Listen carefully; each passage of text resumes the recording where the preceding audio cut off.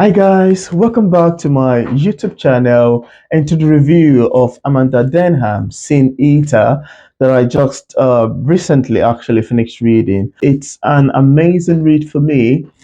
It is quite beautiful. It acts interesting characterization and plot twist. Yeah, it is stylishly interwoven together in terms of characterization, and it is the kind of book that you really need to calm down and carefully read so you can properly understand the intention of the author towards writing the novel. Yeah, so before I go on to my review, I don't have a physical copy. What I read is the ebook version, but I'm attaching an ebook version, the cover in here, just so you see what it looks like.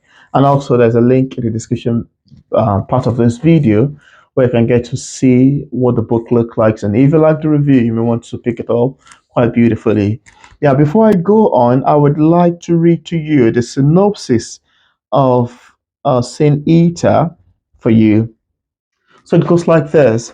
2 years ago, Jade Holloway discovered she had the power to erase memories by accidentally wiping the memories of her best friend's journey at the end of their senior year. Now, shut off from the world, Jade exists solely for her role as the Sin Eater, an entity who can take away a person's every bad memory if they wish for FT price. Yeah. Now, under a new street box Jack, who consistently keeps her under his watchful eye through blackmail and constant reminder of all her mistakes, Jade is lonely. You know, traveling back to her hometown of Palmsville, Jade secretly meets Aiden and Amber, simply who have a haunted past of their own. The three new friends bond as they take a tour of the town Jade knows so well, sparking the hopeful feeling and regret she has tried so hard to ignore, so hard to erase. When a painful memory begins to overwhelm, Jade must make a choice: remain chained to a familiar but awful past, or reveal all her darkest secrets for what could be a better future. Sin Eater is a story about the power of memories, good and bad, with a focus on importance and friendship. And actually, that's what you tend to gain from reading the book. That's what you tend to experience picking up the book. Actually, from reading the synopsis, it got me remembering of some of the things I read in the book. I actually thought, oh, that's quite interesting. I didn't ever add this part to my unwritten review, which I think it's something quite different. Now, the book follows through the story of our protagonist, which at first I had a hard time recognizing who exactly it is.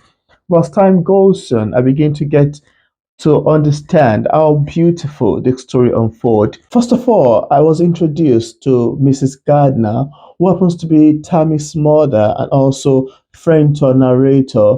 So Tammy's mother, Mrs. Gardner, was cute. Okay, let me put it this way. Mr. Gardner was the one who is having a hurtful past and memory falling on the death of Mrs. Gardner because he feels that Mrs. Gardner wouldn't have died if he was available. So Mrs. Gardner was killed by a thief that broke into the house while Mr. Gardner was on a different route, cheating on his wife with another woman. So Mr. Gardner was in an hotel while the whole thing happened. So he was really hurt by that. Now let's come back to the narrator. The narrator sounds as if she works as a detective and she's not so much excited sometimes by some of the work that Jake made her do. Of it, it's the fact that she had to come and try to, quote unquote, erase the haunting memory that Mr. Gardner had was the death of his wife. He's feeling guilty, he's feeling as if he's the cause of his wife, death. There's this feeling of guilt in his heart. So that's one of the reasons why a narrator has been invited. Okay, I want you to work with this particular client, always been introduced to Jake. Yeah, we want to erase his memory and make him feel much better. not to feel much overwhelmed and to have this burden on your shoulder that you are the one responsible for the death of your wife. So that's how they come in contact with Mr. Gardner.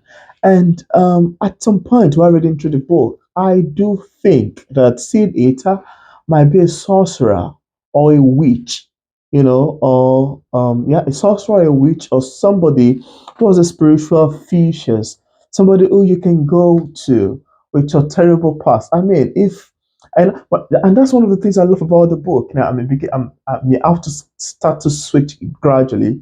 One of the things I love about the book is the fact that if Sin Eater, apart from the fictitious tale that I think it possesses, if there ever been someone like Sin Eater who could take away somebody's memory, I'm very sure that person would be one of the wealthiest person on earth because he or she is going to have a lot of clients. Because people would actually love to erase some of their memories, the haunting one, the one they struggle so hard to let go off from their heart, the one the one through which they judge themselves, the one through which they feel, oh God, I should have done that many years ago, or oh God, I wish I did do this more. So, if Sin Eater, aside from the fictitious characteristics I think it possesses, if Sin Eater happens to be like a real life person, I'm pretty sure he or she will be freaking wealthy.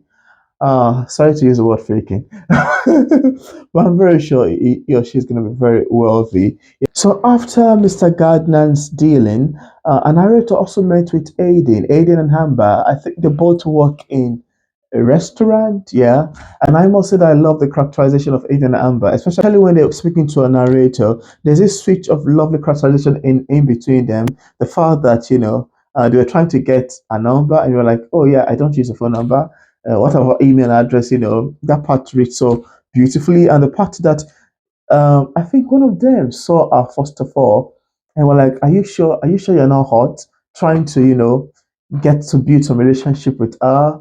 And though she was a bit weird, yeah, I must say that, yeah, she was a bit weird initially, but I think as time goes on, she began to adjust gradually. And that's another feature I think I love about the book. Then there's a bit of the theme of queerness in the book. I would like to go now into the story of Jade and Janie. These two ladies or girls, they are like two best friends, very close together, and they were in the same school. Two very good best friends. Now I can remember the time whereby she had to text and tell her, "Please come home quickly, I'm crying." And when she got home, she met her on the staircase crying. She had to tell her that her mother caught her yesterday while she was kissing Laurie, and her mother told her that Laurie shouldn't come close to her anymore and that she's gonna have to tell Laurie's mother to stay away with her daughter because the fact that her daughter was hanging out with some bad friends, quote unquote, is what is responsible for her bisexuality. So there's this theme of queerness in the book, and this, while it's a bit still heartbreaking for Jade, they have to find something to do around it. That part is actually quite interesting and quite fun. Yeah, I do remember reading it's quite interesting and quite fun, especially with the aspect of her mom in there as well. And the fact that their parents actually eventually did broke up and she keep blaming herself for the breakup, blaming herself, telling her that she's the one responsible for, her parent disintegration, even though her dad was not so much freaked out. Her dad was very much okay with it. Yeah, so but that transition as well is something, part of the memories that, Jade had to work on raising. So now coming to the fact that somebody is erasing somebody else's memory, trying to make them ill. And I think this is one of the interesting questions that I think Amanda Denham tried to raise in our book, is the fact that do erasing someone's memory actually does it give healing in totality? Or is it just mere foolishness? Is it just mere numbness? Is it just mere stupidity? Or does it even leave some trauma in the heart of those whose memory was erased and also to the eraser of this memory? Now you see somebody, it's more like Jesus Christ who come, bear, that's why you use the word sin eater, eating all of the sin, eating all of the agony, eating all of the pains of other people But if you're eating all of those things using fire to boil them up, how much more will that have an impact on you, particularly as the eater, as the consumer? And there is a very lovely and quite dramatic use of fire in the novel as well, which I think added a bit of spice to the book. Now, actually, I wouldn't love to give much away in an attempt to keep this review spoiler free, but I'd like you to find out for yourself what happened to Saint Eater, what happened to Jade. Like what happens even if the client, and I'm sure not all the clients even feel some sort of relief much after the memory has been erased. There's an interesting question that I think was really raised, which, apart from the fact, much like I mentioned initially, apart from the fact that this is like a fictionalized tale or a fictionalized story, there's a bit of it raised an interesting conversation. It raised an interesting question that if we have a part of our life taken out of us, especially the traumatizing part of our life, or maybe something happened to us, if we can have it taken away by somebody who may perhaps identify as a sorcerer, as a saint eater, as someone who take away someone's past, someone's art and memory, and would that give us total liberation? Would that give us total freedom?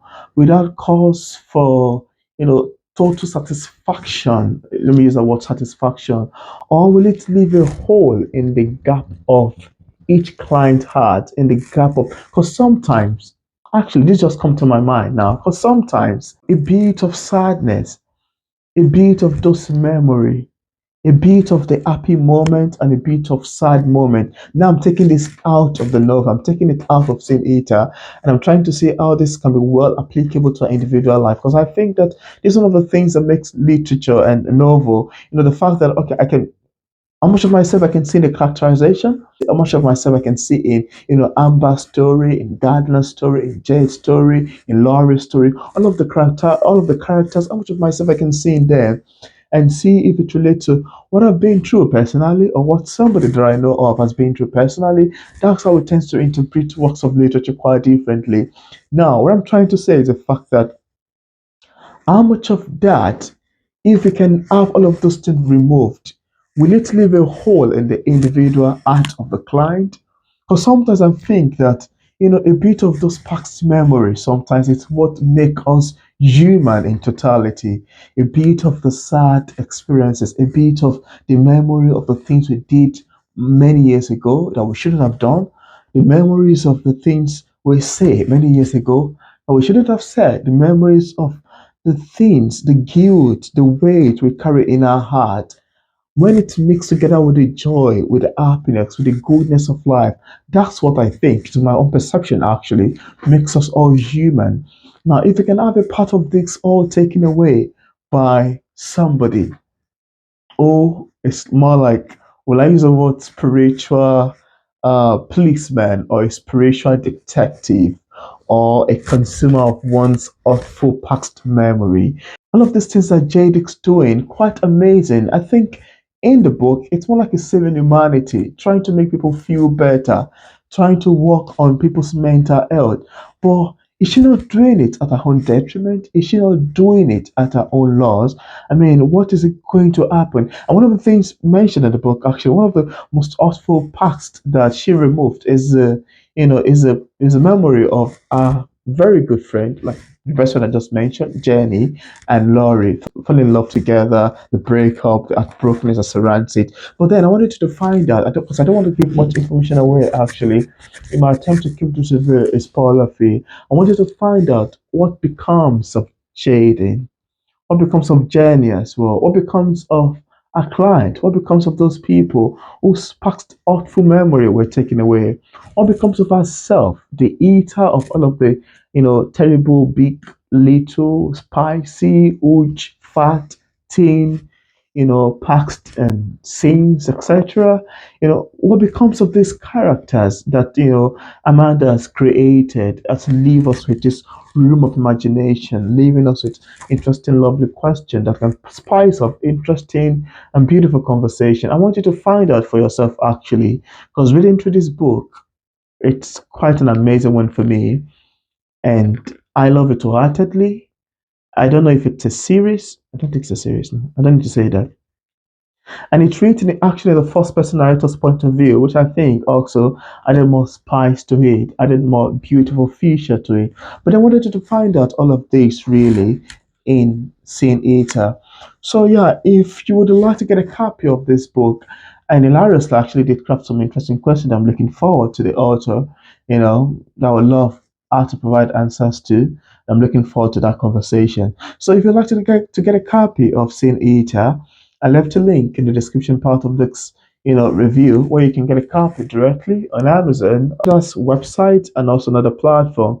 And if you watch this video to this point and you haven't clicked on the subscribe button over there, I'd like to urge you to please click on the subscribe button. Don't forget to turn on the notification bell so you can get notified anytime I release a new video book review or an interview. So thank you very much for watching my short spoiler-free review of Amanda Denham Sin Eaters. It's quite pulling, it's quite introspective. It raised conversations around this subject matter. It's quite captivating, compelling, and such a thought provoking one. Yeah. Thank you very much for watching and see you in my next video. Goodbye.